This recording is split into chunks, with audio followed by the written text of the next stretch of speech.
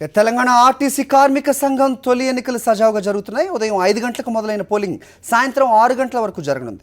అన్ని bus డిపోలు, RTC కార్యాలయాలు, RTC వర్క్షాప్స్లో polling నిర్వహిస్తున్నారు. మొత్తం 114 పోలింగ్ బూత్లు ఏర్పాటు చేశారు. సాయంత్రం 6:30కు కౌంటింగ్ మొదలవుతుంది.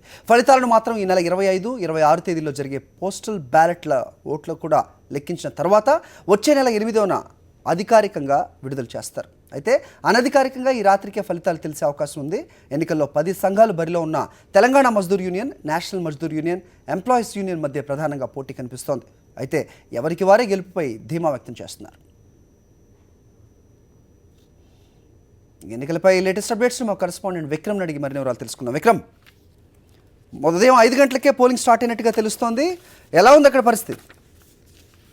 తెలంగాణ ఆర్టీసీ గుర్తింపు కార్మిక సంఘం ఎన్నికల పోలింగ్ ప్రశాంతంగా జరుగుతుంది. ఇప్పటి వరకు 20% పోలింగ్ పూర్తయింది. మొత్తం 52,845 ఓట్ల ఇప్పటి వరకు 10,933 ఓట్లు పోలయ్యడం జరిగింది. ఆర్టీసీలో తొలిసారి జరుగుతున్న గుర్తింపు ఎన్నికలు కావడంతో కార్మిక సంఘాలన్నింటికీ కూడా ఈ ఎన్నికలు సవాల్గా మారాయి. మొత్తం తెలంగాణ వ్యాప్తంగా 94 ఆర్టీసీ డిపోలు, 33 వర్క్ షాప్లు ఉన్నాయి.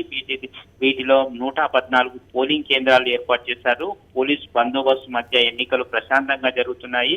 మొత్తం గుర్తింపు కార్మిక సంఘం ఎన్నికలన్నిటి కూడా పోస్టల్ బ్యాలెట్ విధానంలో సాగుతున్నాయి. ఈ ఎన్నికలకు కార్మిక శాఖ అధికారి గంగాధర్ రిటర్నింగ్ అధికారిగా వ్యవహరిస్తున్నారు. మొత్తం 9 కార్మిక సంఘాలు బరిలో ఉన్నప్పటికీ ప్రధానంగా Telangana Mazdoor union, national Mazdoor union, employees union మధ్య ప్రధాన పోటీ నెలకొంది. ఈ ఎన్నికల్లో విజయం కోసం కూడా మూడు యూనియన్లు హోరాహోరీగా ప్రచారం చేయడం జరిగింది.